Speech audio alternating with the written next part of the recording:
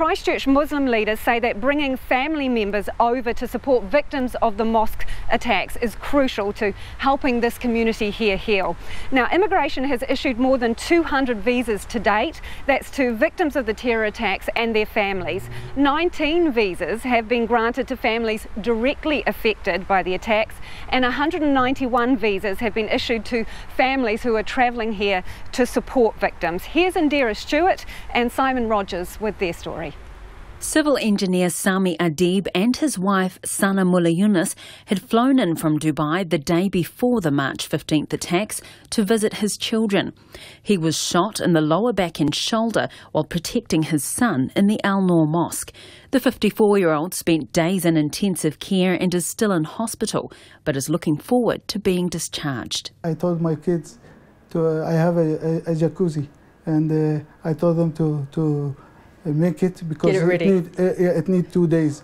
So hopefully when I reach to full recovery, I have to spend 2-3 hours in my jacuzzi in Christchurch. That's the first thing on Mr. Adib's wish list once he gets out of hospital.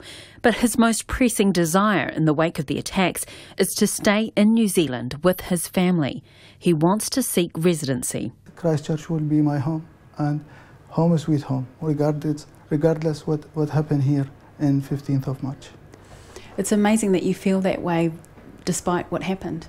I have to reconsider to get rid of the Middle East, and I want to stay and sit back in here in Christchurch with my family. The rest of the family, the wife here, they are sitting here. So I fed up from traveling, and I will not leave Christchurch, no way. So this really is home sweet home for you now? Yeah. For the first time, Immigration New Zealand opened an emergency visa process in the wake of the terror attacks, and the events have now led the department to consider new policies. Peter Elm says alongside granting new visas, they've also extended temporary visas and enabled other victims who were affected to be able to work. The government were very quick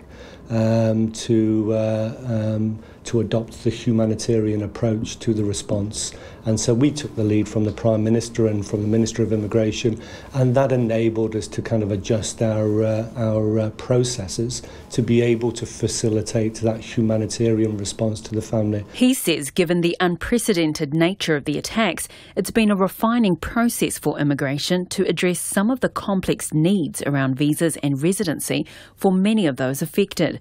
No applications have been declined so far, but Mr. Elm says managing risk and security has been non-negotiable, and every application to date has met their requirements. With some of the families coming from, as you say, war zones and countries where people are looking to depart from, we've had to balance that up against the needs of the family, and it's really important to give some leeway to family members to be able to come over here and support the victims. Muhammad Uddin says he lost several family members and friends in the attacks.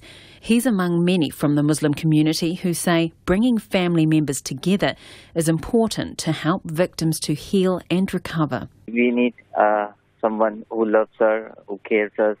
I lost all of them. Most of them I lost. So I don't have confidence in me at the moment.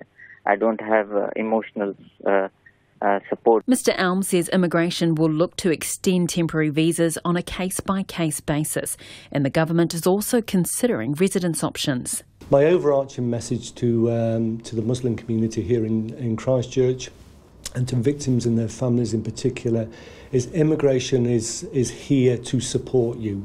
We want to support you at this incredibly difficult time.